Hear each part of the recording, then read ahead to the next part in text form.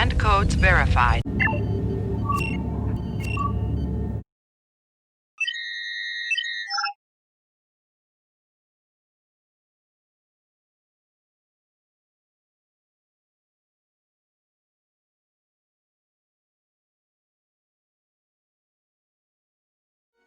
And we're back. Hello, everyone.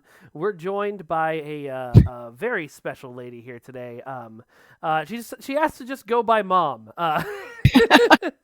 But we know her as the streamer by the name of Darkmom Consortium, and also the wonderful lady who has created Star Trek Online booths at STLV for 2 years in a row, even in the year that we didn't do it. And I was getting to that. Hang on, Ma. Jeez. And she actually wrote a book about Star Trek Online. Well, she Let's be fair. Fleet.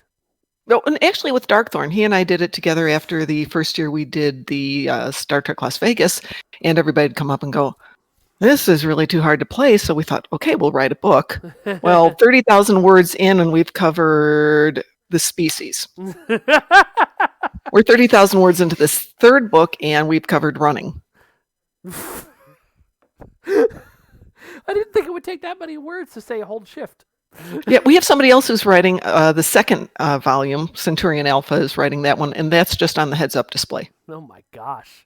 Wait till we get to show us all the book again and tell us a little bit about it. Book. There's the book.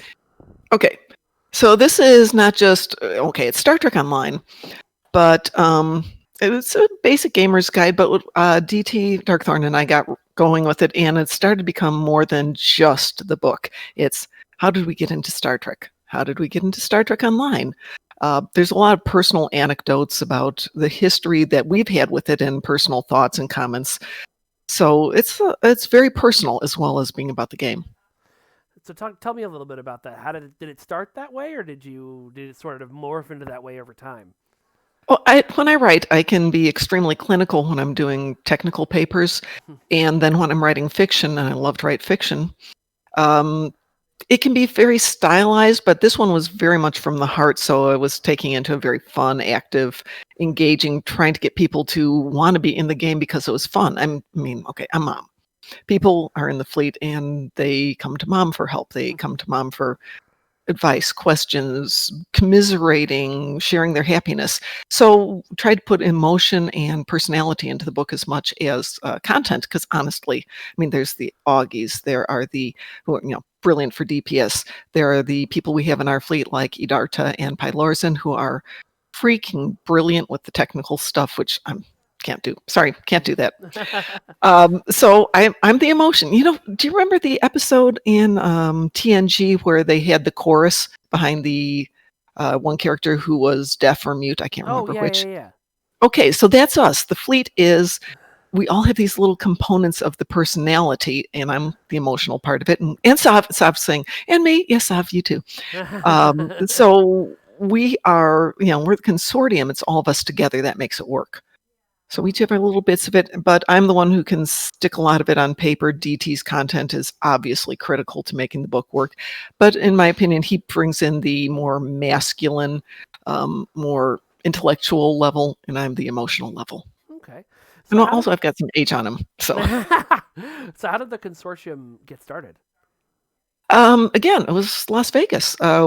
We decided to do the live stream 2 years. We've been on for 2 years, so it would be after the first time we did the booth in Las Vegas. We wanted to, honestly, we wanted to suck up to you guys because we adore you. Happy we were, and it was the craziest thing. That year we had a booth, but just somebody came running up to us and was like, "There are players here who just have a booth to talk about their fleet in our game." Yep. What? Yeah, I know people were just walking over from Cryptic going, are you selling something? Nope, just here to play the game. Okay. And they'd get this kind of funny look and leave. So how did that all come about? What was the decision process to, start bringing your fleet to STLV and have an official booth presence? Oh, okay. I've been going to Star Trek conventions since there have been Star Trek conventions. Not consistently. I'm a nerd, but I'm a nerd. But I don't always have enough money or the ability to travel. But when they started going to Las Vegas, my son and I would go. And we actually were at the convention where they announced that they were going to be creating the game. So very much into it. And then I started going back to Las Vegas for work and managed to time it out to be there with the convention. And I'm going to say, let's see, this year was 20, so 19 we were there, 18 we were there. 2017 I went there, and you had a little table, not really a big booth. Yep. Yeah. And so I thought, I like you guys. I want to hang out with you guys. So I came up with the idea of doing the booth, and at that time our Fleet Admiral Ver was like, yeah, that's a good idea. But it was kind of on me to get it together, and then Darkthorn got invited to it because he volunteered. And that's all it took. Is like easiest way to get invited to something. Yeah, and so as soon as he said that, Darkthorn jumped into it, and we started putting it together, and then Ver jumped in, and we had our booth, and kind of, just the idea to let you guys know how much we love you and how much we love the game. Well, that is super sweet, and we really appreciate it. We loved seeing you guys there. The last couple of years. Obviously, there's been no STLV this year. That's true. None of us want to catch anything. But no. But a little about how did the fleet get started? Because it's Strike Group Armada is the fleet, right? Right. Actually, the fleet predates me. So it goes back probably almost as long as there have been fleets in the game. The original founders of the fleet were 5 people who I don't think any of them still play. And they put together a nice fleet. It was fairly strong and fairly healthy. And they would phase out of it and new people would come in. And I think it was either the second or third incarnation of fleet admirals was with Ver. And he would hang out on Ryza and invite people to join the fleet while he was dancing. And that's how I got into it. So there I am, a lowly cadet, and slowly worked my way up the fleet, earning a little bit more respect and a little bit more position in the fleet slowly over time. And then slowly I got promoted to Admiral and then Fleet Admiral. And Ver kind of stepped back. He's still around. Hi, Ver.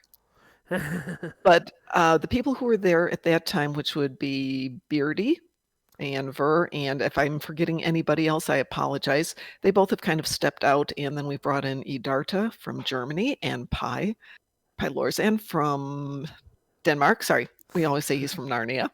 And Darkthorn and I are from the States, so I think that's the 4 who are really active, and Ver who's in there. Okay, so it's kind of a smaller fleet. Actually, you're not one of those like hundreds and thousands of people. Actually, we have a full 500. We had to start kicking out alts recently because we were overwhelmed with people. And sorry, I'm watching Sav's comments on the side. Yeah, Sav says you found him in zone chat. So we have our primary fleet, and then we're now the head of our armada. And it's completely full on the Federation side and halfway filled on the Klingon side. So we're decently sized. Nice. That's really cool. Mm-hmm. So what's been the experience of being in like a player group like this, where people from different countries and get together because you all play the game? Well, it's probably the best part of the game is the social aspect. As I was saying, we all bring different aspects of our personal lives into the game, and to an extent, there's a nice trust that we've got where you can go in there and talk about personal things, share personal stories. You've got friends who will commiserate with you. You've got friends who can share their joy with you, and it's reasonably safe. We had a point where we had people who were in there and just kind of being players, and there's nothing wrong with that. But I think we've kind of evolved into being really people who enjoy playing the game, but enjoy the social aspect as much. And that way everybody can shine. And like I said, Sav's one of those brilliant players, but then she's heavily into Space Barbie, which if I get clothes on them, I'm really happy, but that's about as far as I go. So everyone's got their forte, but the social aspect is absolutely wonderful. I've met some great people. I've actually traveled around the world to go meet people in the fleet. I've flown to Ireland to meet people. I've gone to England to meet people. WC, I'm coming to Australia one of these days. It's really bizarre. One of our fleet mates is in Australia, and it turns out he lives about 10 miles from somebody I know and have been there to visit. Oh, had I but known. You could have found him by throwing a stick. Quite so. Yeah. Shoot, I had another question and it's yeeted out of my skull. That's So how do you guys? What's a day to day running of the fleet like? Do you guys uh do you guys have like regular get together scheduled times for like TFOs and stuff? How does it work? Most of our scheduled TFOs are whatever we're doing when we are live streaming. We do a live stream in the morning it was from 6:30 till 7:30, but that's shifted till 6 to 7, so I can take an earlier job shift. And so usually Ed and I will run something thematic.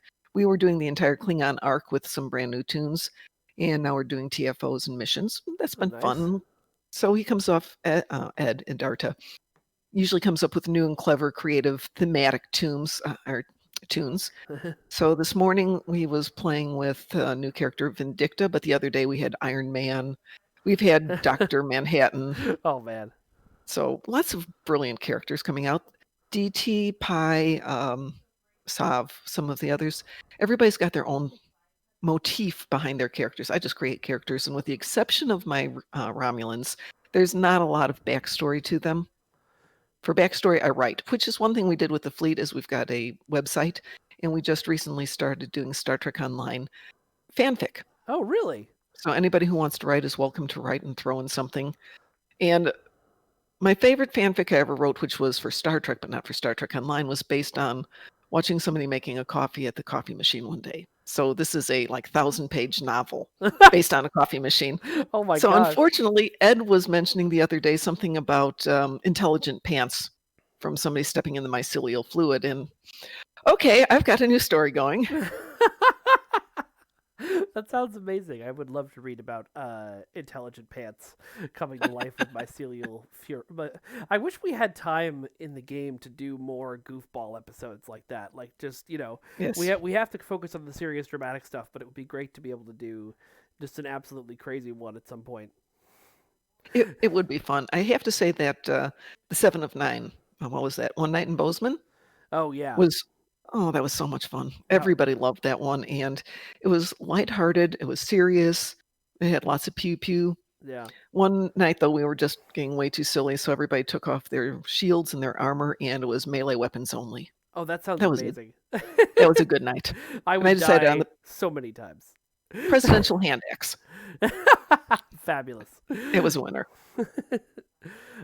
So, how did you transition from having a fleet to having a regular stream? I know you said you started doing the streams at STLV. How did it go from Mhm. there? We just decided we could maybe get more people interested in the game, and not necessarily in our fleet, but in the game by making it more accessible. So there are lots of streamers out there who are superb with the DPS, not our forte. They're out there with great builds, great specific things, even Space Barbie. This And is for everyone who had a okay, we thought spiritual we'll try and do a little bit more fun. generalized approach.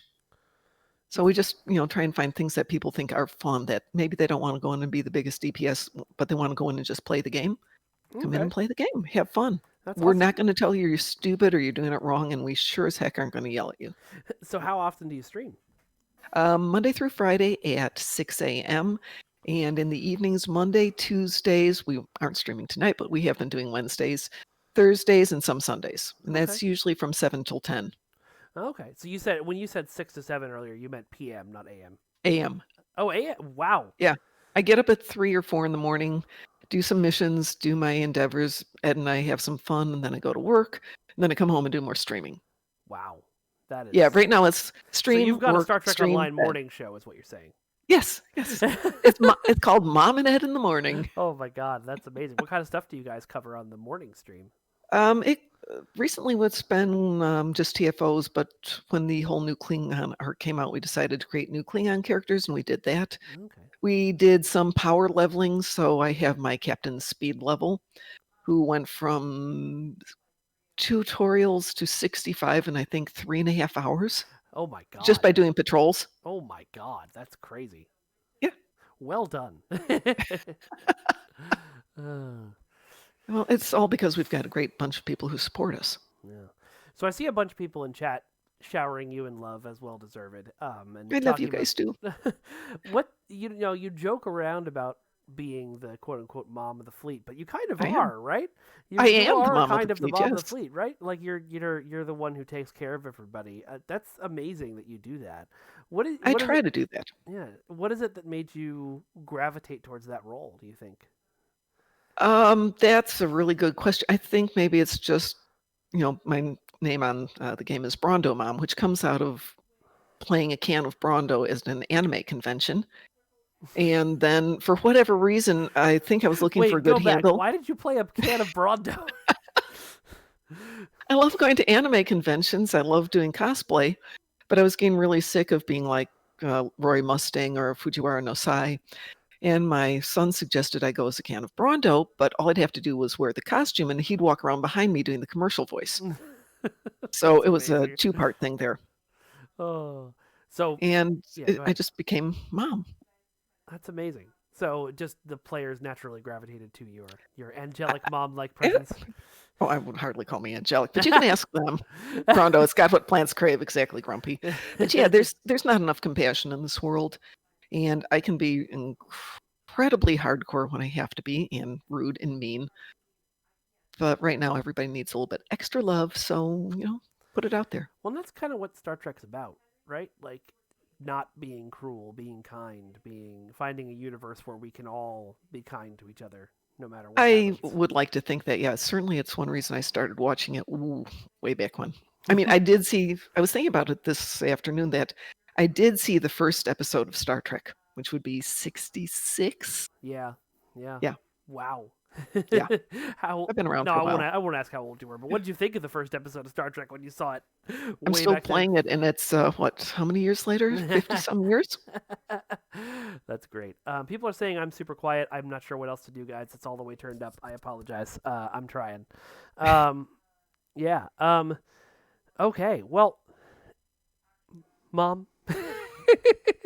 Hey, we're going to do the next convention, even if it's not STLV, if it's just kind of LV. Yeah, So it's we're been. already I think doing it's our called the planning for it. 50-year mission tour or something now. I'm Yeah. sure there's going to be an official convention if they pulled the rights from creation. That probably means they have plans, but I don't know what those plans are yet. I haven't heard anything. We're starting to work on the funding for it. Hey, if anybody wants to give us money, buy the book. Buy the book. Buy the book. Yes. Where can yes. people buy the book? It's actually on Amazon. Just Google Darkmom Consortium and Star Trek, and it'll pop up. And we're hoping to have Volume 3 out within the next 2 months, and Volume 2 will be out somewhere in there. Okay.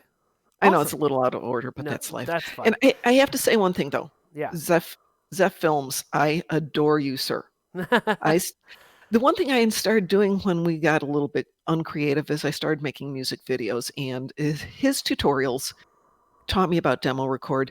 Ed taught me about demo record and how we can put things together. And then people started throwing challenges out there saying, could you do this? Could you do that? So even if it's not in my fleet, it's still a team effort. That's awesome. He's one of my favorite people too. Oh, yeah. I'm very glad we're friends. All right. Well, Bob, it's been a pleasure talking to you. And I'm you, sir. going to just quickly see who I want to raid. But if you guys have any questions for me or Mom while we're setting that up, throw them my way, and I'll see if I can answer one or two of them.